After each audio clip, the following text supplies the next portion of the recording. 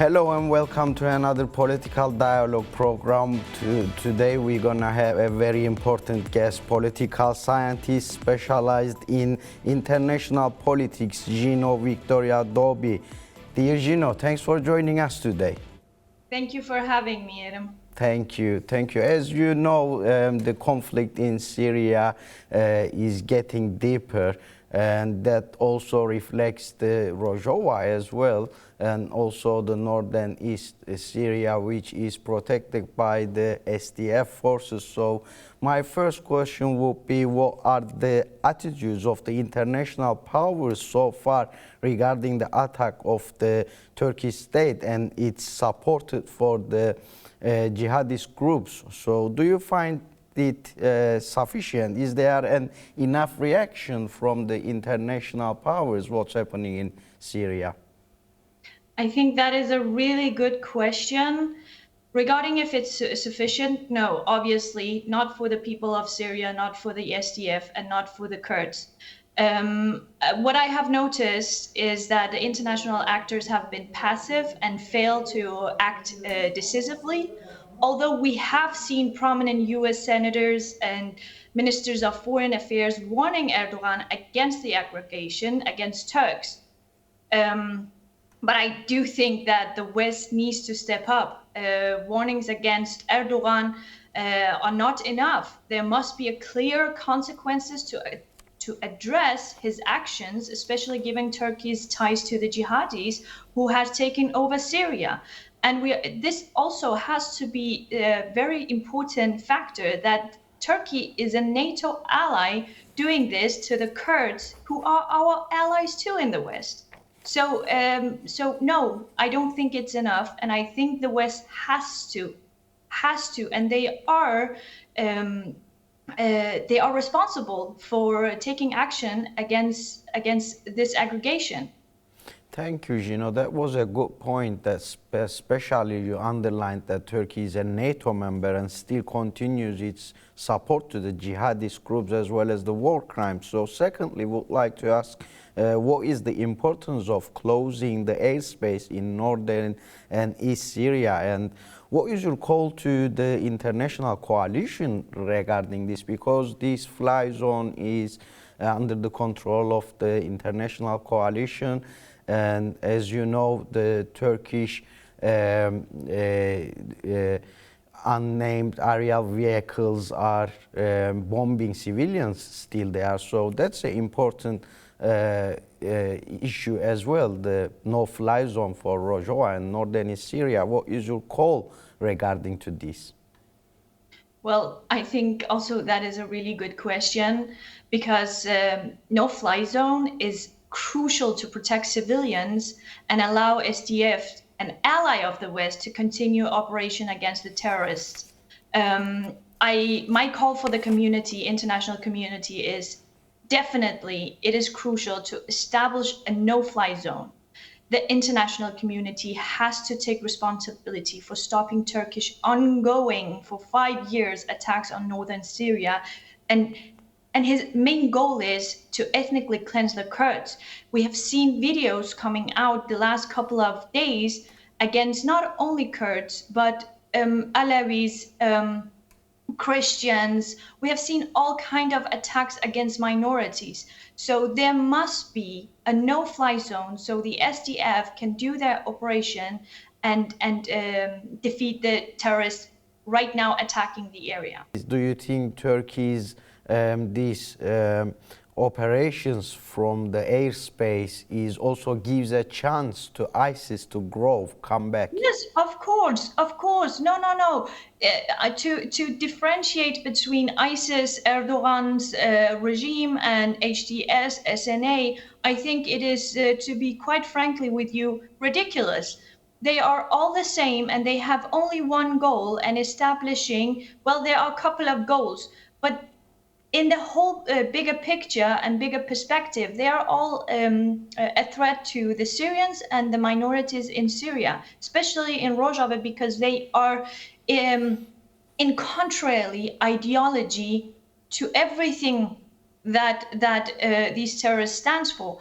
Of course, if we see SNA, HDS, getting good chances to fight the Kurds, SDF, well, of course, ICE is also getting the chance, and we have seen ISIS being doing operations against the civilians and against the Kurds. But of course, Kurds are really strong, and they are very, very talented, trained people, and they are really specialized in what they are doing because they know the area so well, both strategically, but also in strength.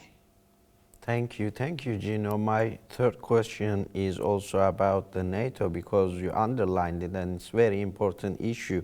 What would you say about the democratic system in Rojava that the SDF defends, which is under the threats of occupation by the Turkish state?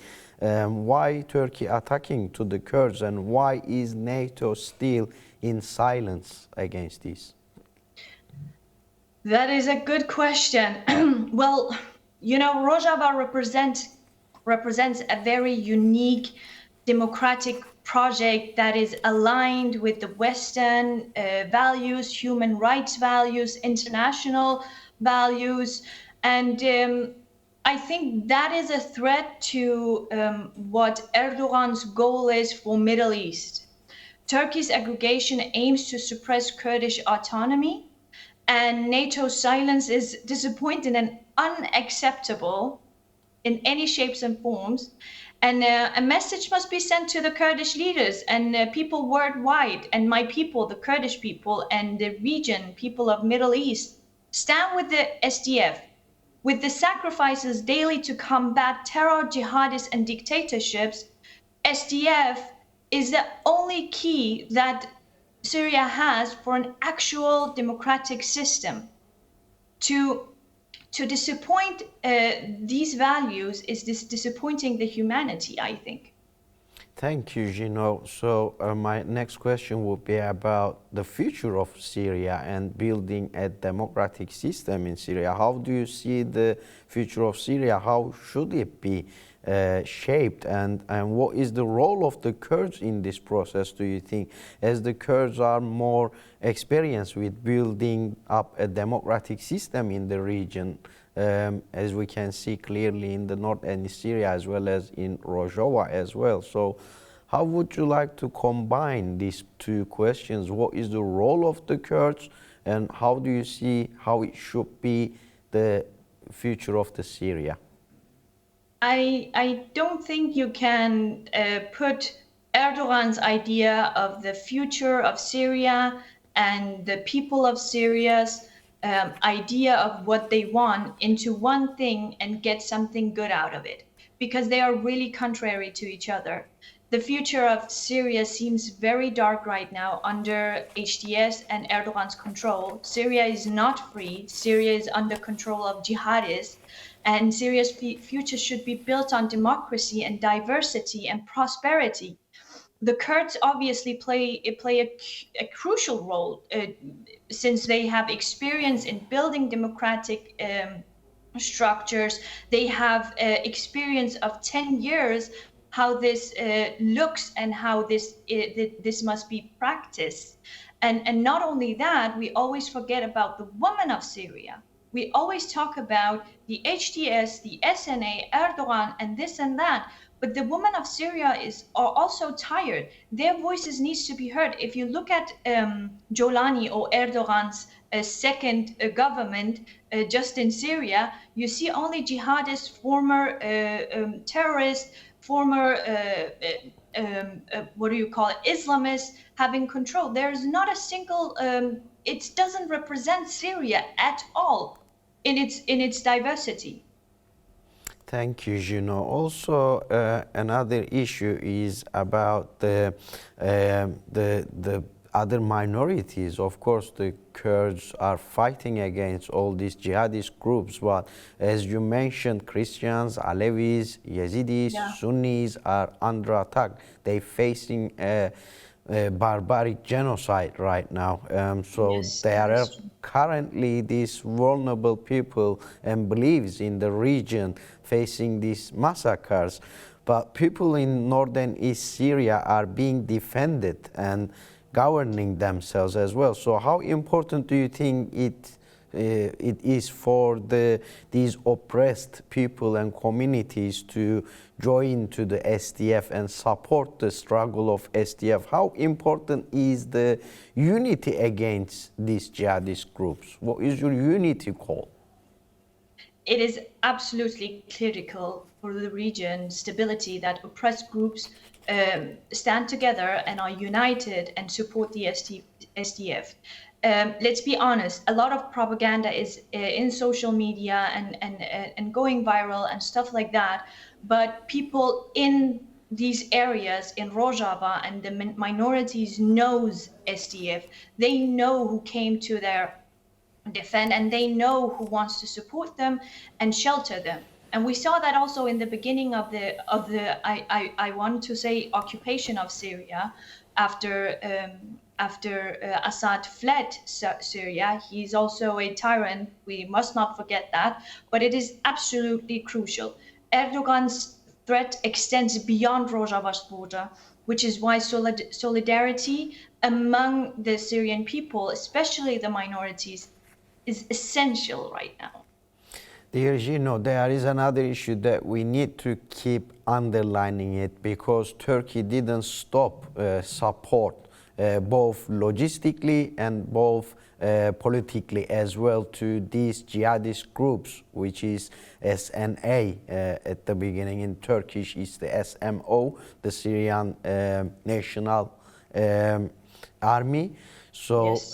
what is your call to Turkey and international powers, because this is getting worse day by day and we start seeing some terror protests in Europe as well, as you remember in what happened in Germany. So do you think Turkey is trying to do and follow the same steps at the beginning of the ISIS? What is your call? What is your warnings? What is your underlining about this issue, as it's the most important issue that Turkey still openly and clearly supports these jihadist groups? What is your call to Turkey on this? Well, that should be, as you say, it is really clear, and it's been done, you know, in the beginning of 10 years ago when ISIS committed atrocities, genocides, and barbaric actions of ISIS. We, the Kurds, knew that Erdogan was hosting these terrorists too and were helping them. Nobody believed us. But it is now being done in the public, and even Erdogan and his I want to call them minions are on screen calling for genocide of the Kurds. To be honest with you, I have no words to say to Erdogan and his fascist regime. However, my message to the Turkish people, whom I see as my second family, and the same goes for the Kurds. Kurds are not in war with Turks. Kurds are not in war with Turkey. Kurds want to coexist with the Turkish people, and Erdogan's propaganda distorts the truth of who Kurds are and what they want. Kurds are no threat to Turkey and its people. Instead, Erdogan undermines the democracy, freedom, and stability and harming the Turkish people. Instead of empowering its people, Erdogan is empowering jihadist groups, putting the Turks in misery for his own goals. That has been his whole political career. I don't see how the international community can stand still here right now and be so silent. I do not understand it. And I really, really like for the international community to stand up for those values that they preach us into the Middle East and Middle Eastern in Western countries, so we can believe them. Otherwise, not only are the values are at stake, but the people in Western country lose faith in the institution of Western democracies. And I also want to say something, that the Kurds must, I need to underline this, the Kurds, whether it's the leaders, whether it is the people, they have to demand their rights and they have to unite. It is a crucial moment, it is critical, and our people in Rojava need to be supported anytime, any day, and any minute of the day. Thank you, Jino. Last two questions. If you can briefly answer both of them, we don't have many time left. So Yeah. also the issue is about the Defend Rojava. It start like an international campaign on social media. There is hashtag campaigns as well about Defend Rojava. So what is your call to the international community to defend Rojava as the Kurds are still under attack and Turkey is still threatening the Kobane and Rojava. So let's remember that fight against ISIS, Kurds has lost more than 15,000 people. Kurds need the international community's support now. What is your call to defend Rojava? Well, as you said, the Kurds lost 50,000 lives with 30,000 wounded in the fight against ISIS, protecting the region and the West from terrorism. So what is my call for the international community? Well, the international community owes the SDF, the Kurds, and the whole region an unconditional support and must act to defend Rojava. But I want to ask my people to storm the internet with the hashtag Turkey out NATO to make a clear signal that we won't accept this silence and that this is not in line with anything NATO is built on and what it stands for. Thank you, Jino. Lastly, briefly, would like to ask that one as well. Last week, we have, as a free Kurdish media, we have lost our two friends at the result of Turkey's war crime, Turkey's drone attack. Both of them, journalists Nazım Daştan and Cihan Bilgin, has lost their lives while they are working, trying to give the news from the ground, trying to let the world know what really happens there. So how would you like to salute their struggle, as well as what is your support message to the Kurdish journalists? Well, I hope it is really sad. It is every loss is every fallen is a heartbreak to everyone, and I think we must fight for them because they were in the battlefield, documenting what was going on for the people's sake, and in their memory, we must demand that the Rojava has to be defended. I don't think there is anything else that I can say that can justify or try to be a help or anything, because one fallen is a hurt to each of us, and this I can say as someone who has lost in battle to Islamic Republic in Iran. So I salute them, and may they rest in power, and may we be victorious for them. Thank you, dear Jino, political scientist specialized in international politics, Jino Victoria Doabi. Thanks for joining us. Thank you for your valuable comments. Thank you so much for having me. Thank you.